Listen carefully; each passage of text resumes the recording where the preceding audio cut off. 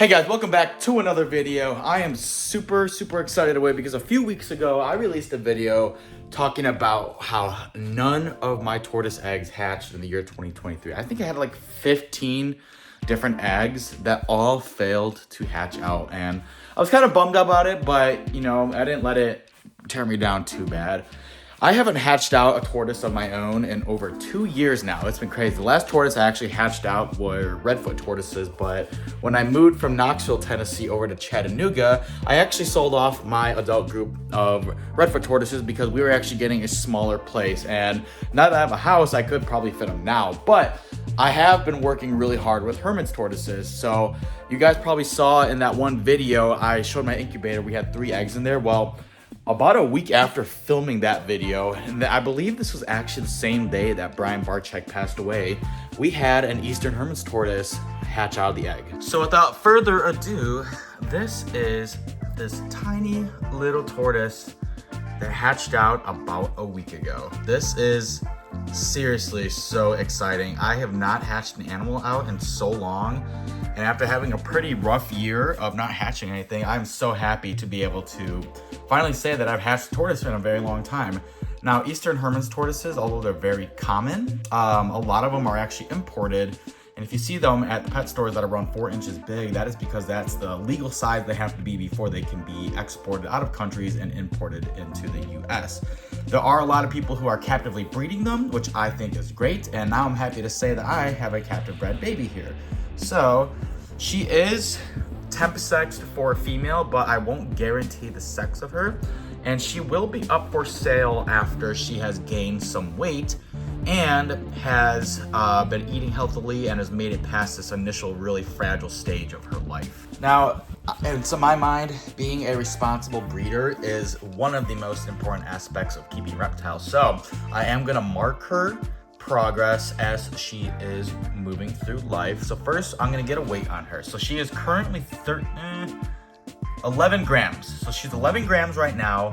And what we're gonna do is weigh her every couple of weeks to make sure she's gaining weight healthily. Now, if you guys wanna know the actual setup I've been keeping her in, it is the exact same setup, and she actually shares the setup with my Western Herman's Apulia locale baby as well.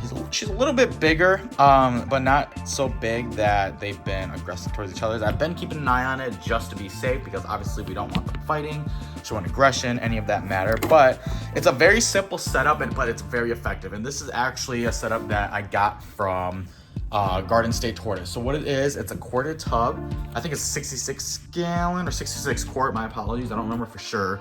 What we do is I drilled holes in here, I cut out a piece of the top, and then we have a UVB bulb and a low wattage heated bulb. And what that is gonna do is it's gonna hold humidity very well as give them the perfect amount of heat and UVB that they'll need all in one area.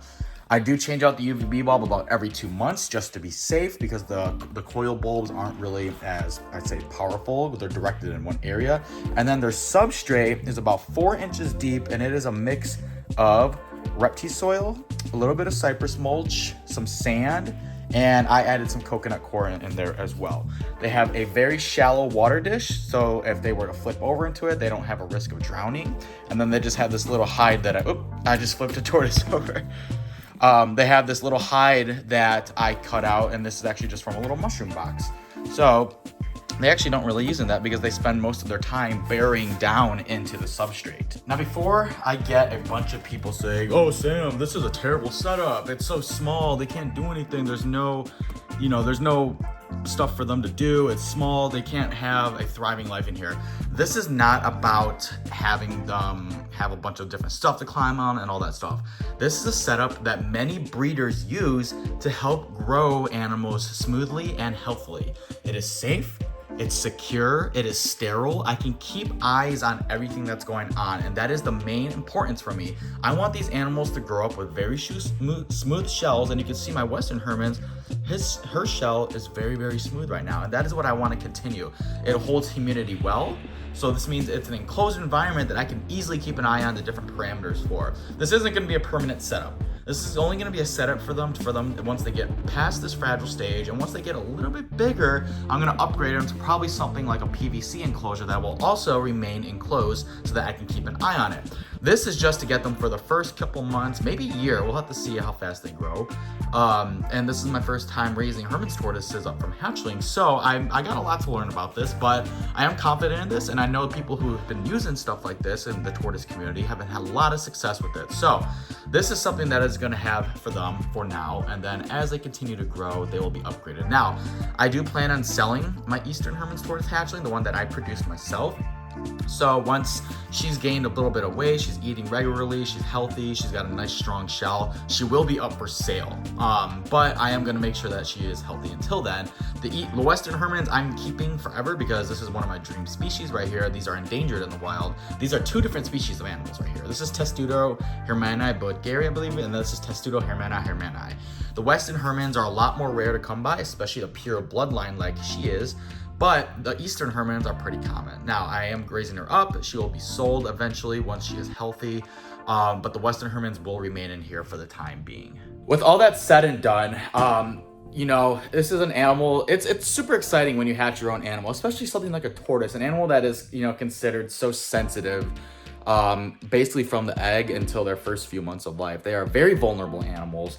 They spend a lot of their time underground. So to be able to hatch my own animal, even if it's something just like an Eastern Hermit tortoise where you can find it everywhere, it's super, super exciting. And I'm super happy to have done that. And, you know, considering the amount of eggs I got last year and using my increased knowledge on incubating eggs and all that, I am super hopeful the year 2024 to hope I am able to hatch out a lot more babies and hopefully get them out to other people who want to keep captive bred animals that are not not supporting importing animals out of their native habitat. So thank you guys so much for watching. This is super exciting. If you guys want updates on this baby tortoise and how she's growing and everything, I will post that on my Facebook and Instagram, which you guys can link below. But other than that, we will see you guys in the next video.